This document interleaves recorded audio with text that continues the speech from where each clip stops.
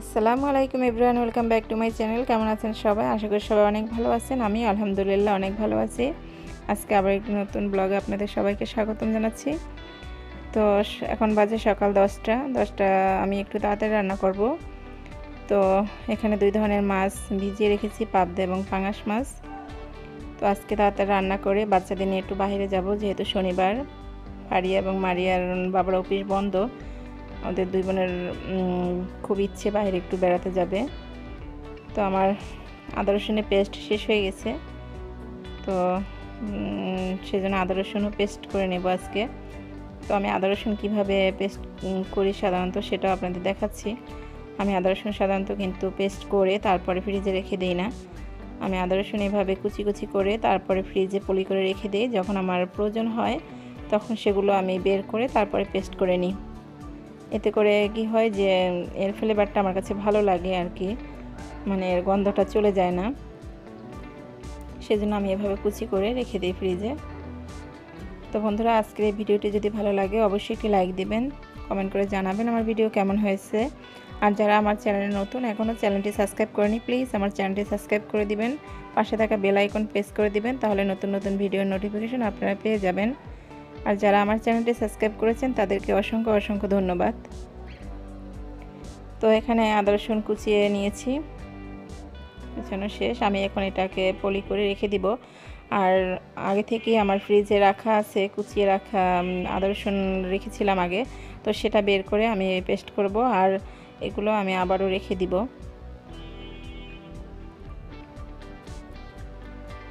তো এভাবে যেহেতু আমরা অনেক দিন রেখে তারপরে খাই, সাধারণত আদা রসুন কিন্তু প্রতিদিন পেস্ট করা সম্ভব না। হয়তো বা অনেকে পেস্ট করে অনেক দিন রেখে দেয়, 10 দিন কি 20 দিন, বা কেউ 1 মাসের জন্য রেখে দেয়। তো আমার কাছে সেটা পেস্ট করে এতদিন খেতে ভালো লাগে না। তো সেই জন্য আমি অনেক সময় দেখেছি আমি শিলপাটাতেও করি বা ব্লেন্ডারে করে ভাঙি অল্প অল্প করে। তো এই যে দেখতে পাচ্ছেন, এগুলো আমি আগে থেকে রেখে দিয়েছিলাম ফ্রিজে।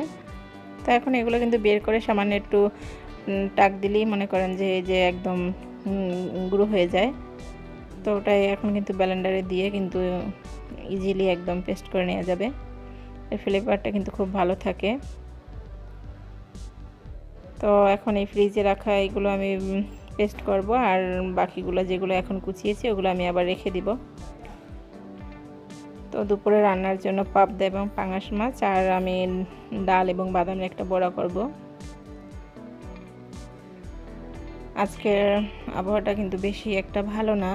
সকালের দিকে অনেক বৃষ্টি হয়েছিল, তো এখন একদম ভোরে বৃষ্টি হয়েছিল, তো এখন আর বৃষ্টি নেই, ঠান্ডা ঠান্ডা আবহাওয়া ছিল। তো ভাবলাম একটু বাইরে ঘুরতে বেরোবো, সেই জন্য তাড়াতাড়ি করে রান্নাটা সেরে নিচ্ছি। তো পাবদা মাছ রান্নার জন্য এখানে পেঁয়াজের কুচি দিয়ে দিচ্ছি, তারপরে হাফ টিস্পুন করে হলুদ মরিচের গুঁড়া দিয়েছি, দিয়ে দিচ্ছি জিরা এবং ধনিয়ার গুঁড়া হাফ টিস্পুন করে, তারপরে স্বাদ মতো লবণ দিব আদা রসুনের পেস্ট হাফ টিস্পুন,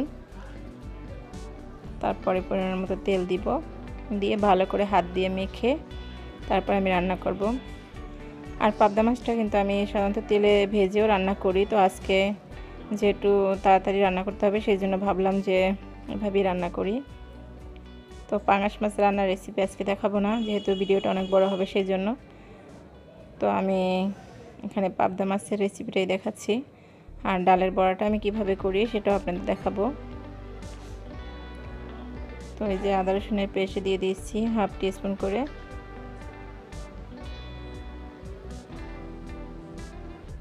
তখন হাত দিয়ে ভালো করে একটু মাখিয়ে তারপরে পরিমাণ মতো পানি দিয়ে আমি চুলায় বসিয়ে দেব।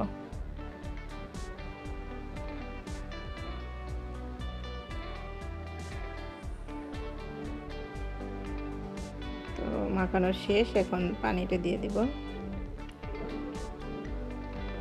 আসলে হাত দিয়ে একবারে মাখিয়ে এভাবে রান্না করলেও কিন্তু অনেক ভালো লাগে খেতে।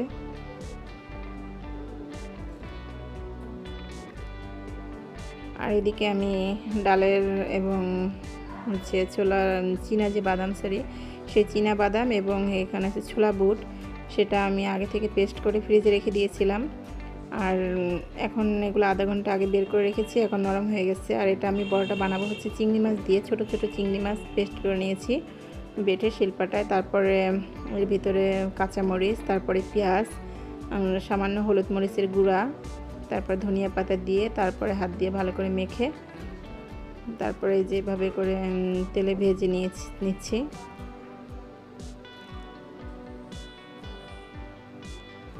তবে এই বড়াটা খেতে কিন্তু খুব ভালো লাগে। ডাল এবং বুটের যে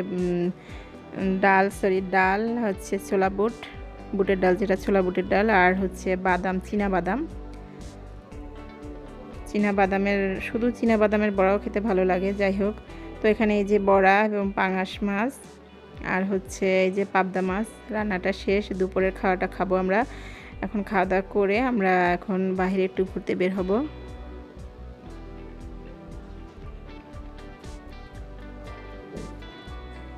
তো রান্না বান্না শেষ করে খেয়ে দিয়ে এখন আমরা এই যে বের হচ্ছি। তো এখন এই যে গাড়ির মধ্যে আমরা যাচ্ছি। তো আমরা আজকে ঘুরতে যাচ্ছি হচ্ছে জাদুঘরে যাব। আমরা একটু জাদুঘর দেখতে যাব, বাংলাদেশের জাতীয় যে জাদুঘর শাহবাগ, সেখানে যাব। তো আমরা চলে এসেছি, এই যে হচ্ছে জাদুঘর। তো জাদুঘরের ভিতরে আসলে মোবাইল নেওয়া নিষেধ। তো আমি নিয়ে গেছিলাম ঠিকই, কিন্তু কোনো শ্যুট করতে পারিনি। ওখানে নিষেধ আছে যে কোনো ভিডিও করা যাবে না বা কোনো ছবিও তোলা যাবে না ভিতরে, সেই জন্য বাহির থেকে একটু শ্যুট করে নিয়েছি। এই যে আমার বড় মেয়ে মারিয়া এবং এই যে ছোটো মেয়ে তার বাবার হাত ধরে আছে ফারিয়া।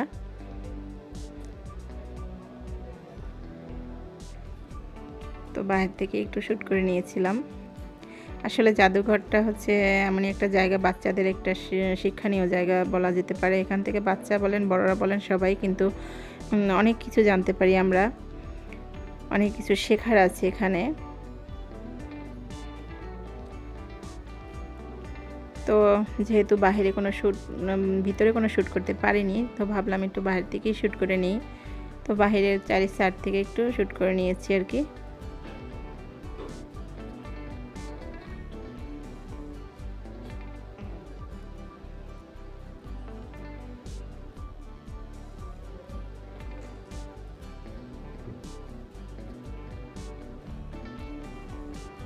আর বাহিরে বলতে নিচের ফ্লোরটা, এটা হচ্ছে 4র্থ তলা। তো নিচের ফ্লোর থেকে কিন্তু আবার ভিডিও করতে দেয়। তো এই যে আমার বড় মেয়ে মারিয়া এবং আমার একটা বোন হয়, মামাতো বোন, ওরা একটু শ্যুট করে নিয়েছে আর কি। তো এখান থেকে বের হয়ে আমরা গিয়েছিলাম এলিফ্যান্ট রোডে। ওখানে আবার মারিয়ার আব্বুর শার্ট প্যান্ট বানাতে দিয়েছিল টেলার্সের দোকানে। তো ভাবলাম এখান থেকে একটু শ্যুট করে নিয়ে যাই। এই যে টেলার্সের দোকান। তো সবাই ভালো থাকবেন, সুস্থ থাকবেন। আজ এই পর্যন্তই। আল্লাহ হাফেজ।